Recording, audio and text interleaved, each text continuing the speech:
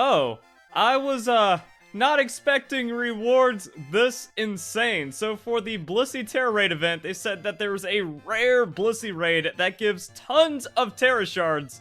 And yeah, it gives tons of Tera Shards. I'm more excited to see that 15 for the type of raid that it was. A lot of extra bonus shards. This is insane.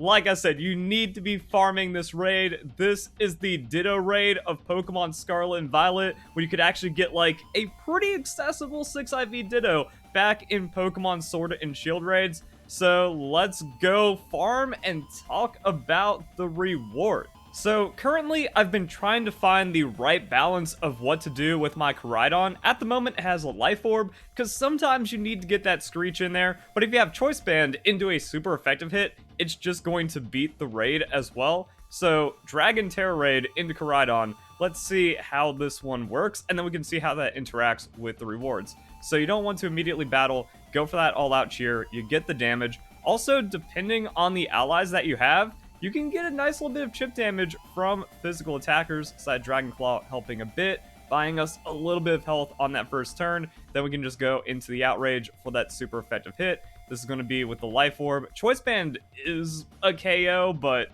in some situations don't get it there, so needed to Screech, something like that. And that's where the interactions with the rewards get interesting.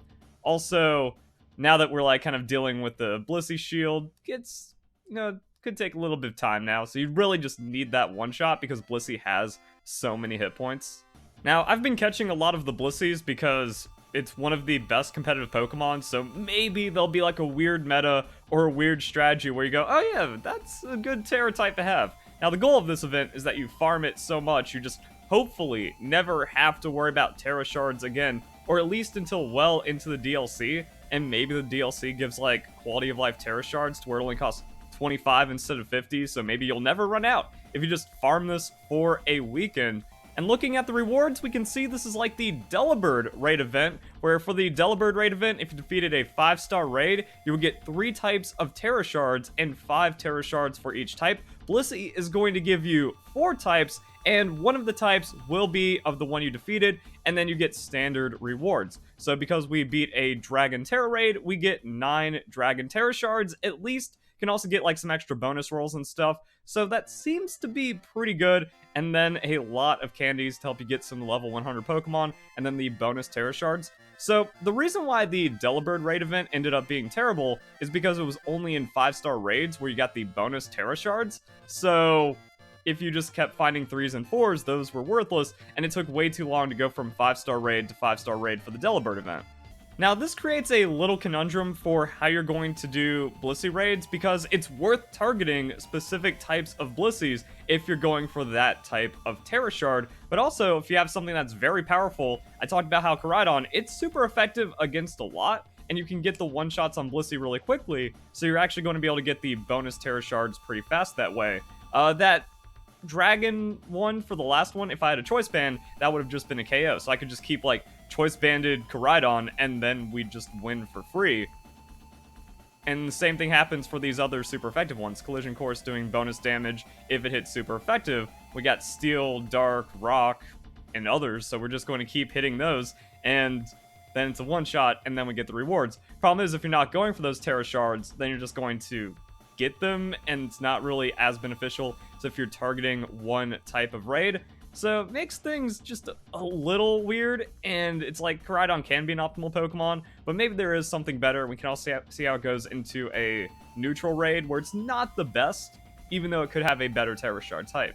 Okay, that's new. I've done a lot of these Blissey raids, and this is the first time I've seen 10 shards for the type.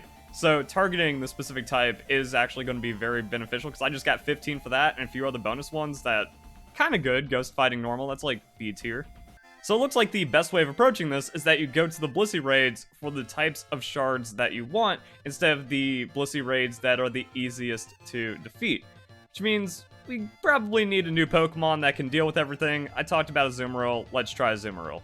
Alright, let's do this. So we have a ton of extra large candies, we can do that, we can drop a few down, that way we save a little bit on like the candies and then going into rare candies.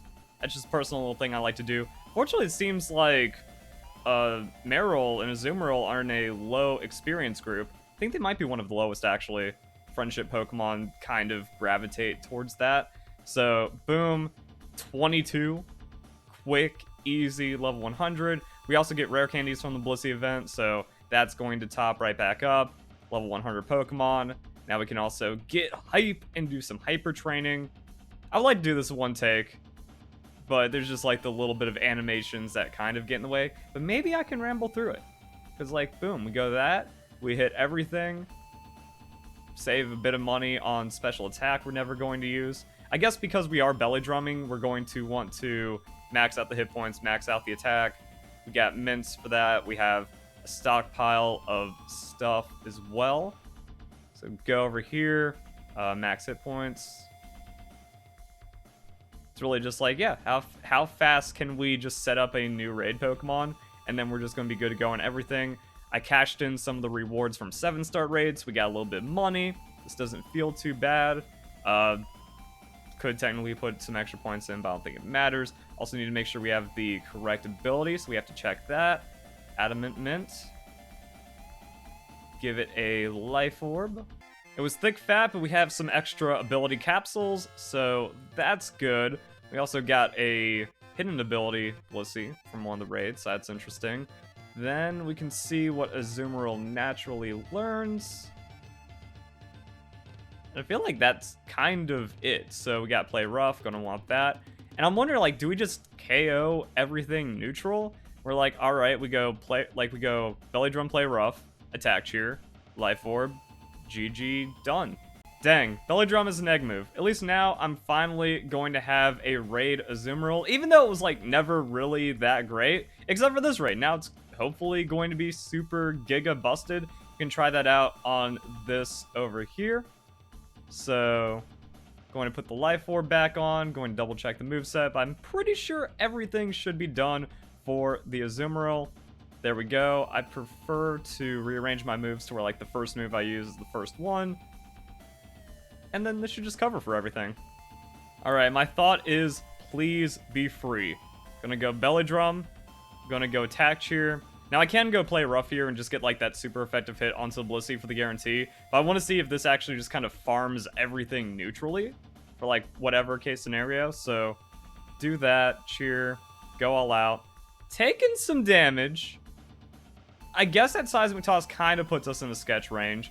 We're also going to be getting some help from our allies, so maybe in some situations we're actually not going to need to do that Attack Cheer if we have enough damage.